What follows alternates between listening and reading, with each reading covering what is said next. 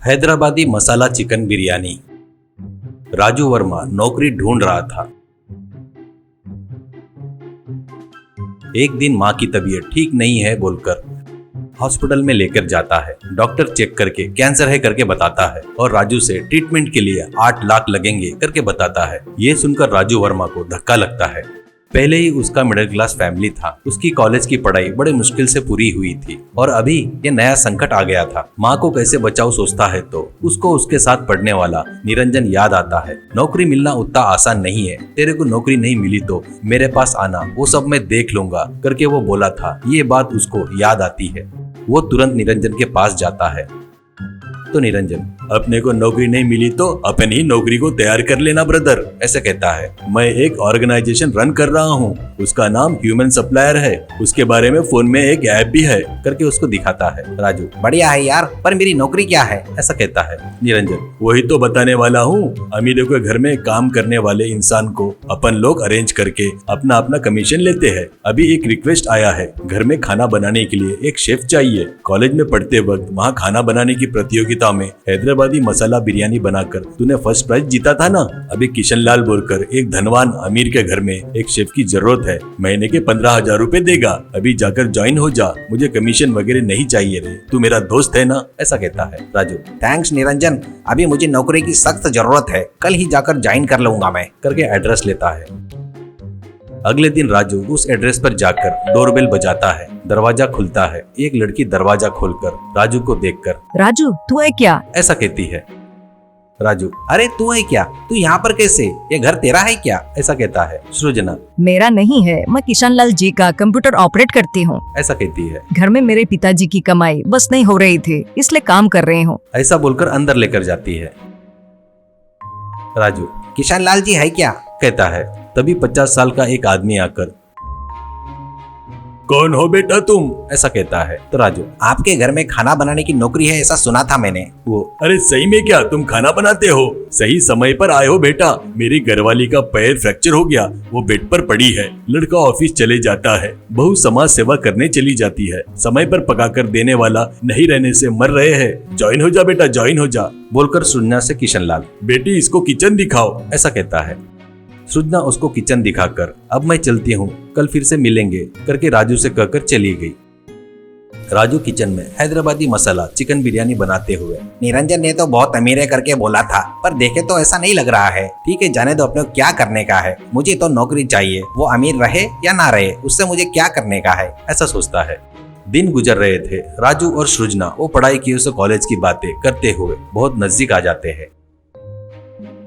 एक दिन निरंजन का फोन आता है। क्यों भाई, कैसा चल रहा है वहाँ पर, उनसे नजदीकियां बढ़ाया कि नहीं, किशन लाल के घर में बहुत घुल मिल गया क्या। वैसे तुम्हारी माँ की ट्रीटमेंट के लिए 8 लाख रुपए लगेंगे करके डॉक्टर ने बताया है ना। महीने भर के अंदर हॉस्पिटल में एडमिट नहीं किए तो खतरा बढ़ जाएगा। वो पैसा मुझे अरेंज करने को बोला था, मैं उतना अरेंज नहीं कर पा रहा हूँ रे, मुझमें उतना कैपेसिटी नहीं है। तू मौका देखकर किशन लाल की तिजोरी से पैसा उड़ा ले, ऐसा कहता है। राजू 1 मिनट शांत होकर, चोरी करूँ क्या, ऐसा कहता है। नहीं तो क्या, अपने को मिलने वाली पगार के भरोसे कैंसर की ट्रीटमेंट कैसे कराएगा भाई, सोच ले माँ की परिस्थिति करके बोलता है। राजू निराश होकर, इनके पास उतना पैसा नहीं है करके लग रहा है रे, और तूने बताया था ना ये उतने धनवान भी नहीं लग रहे हैं, ऐसा लग रहा है मेरे को करके बोलता है। तो निरंजन, कुछ लोग ऐसे ही रहते हैं भाई, कितना भी अगर पैसा रहे तो हमारे पास नहीं है वैसा ही दिखाते हैं टैक्स से डरकर। वैसे ही काम काम में कैसे भी तू चोरी करने वाला है ना, तो 10 लाख चोरी कर, 2 लाख मुझे दे दे करके फोन रख देता है।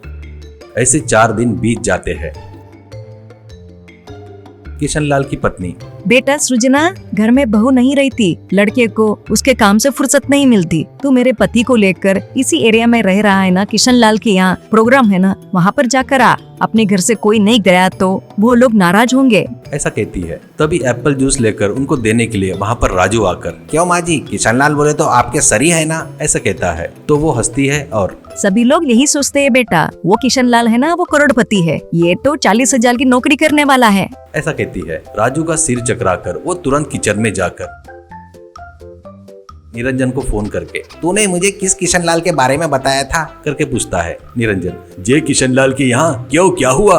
राजू फोन रखकर सृजना से, अपने साहब का सरनेम क्या है करके पूछता है। सृजना बी किशनलाल, क्यों, क्या हुआ, क्यों पूछ रहे हो? करके पूछती है। राजू वो सुनकर ढीला होकर स्टूल पर बैठकर मुंह पर हाथ रखकर चुपचाप रो रहा था। सृजना राजू के कंधे पर हाथ रखकर, क्यों, क्या हुआ राजू, मुझे नहीं बताएगा क्या, क्यों इतना दुखी हो रहा है? कल ही तो अपन दोनों ने सुख दुख में साथ रहेंगे करके कसम खाए थे। ऐसा बोलकर आंखें पोंछती है। उसके माँ को कैंसर होना, वो निरंजन के पास जाना, वो यहाँ पर शेफ की नौकरी करने के लिए भेजना, महीने भर में माँ को हॉस्पिटल में भर्ती कराना चाहिए, नहीं तो डॉक्टर ने कहा कि वो नहीं बचेंगे। ऐसा बोलकर उसको पैसे चोरी करने के लिए निरंजन ने सलाह दिया करके वो उस काम को करने के लिए और माँ को बचा नहीं सकने के कारण बहुत टेंशन में है करके बताता है राजू।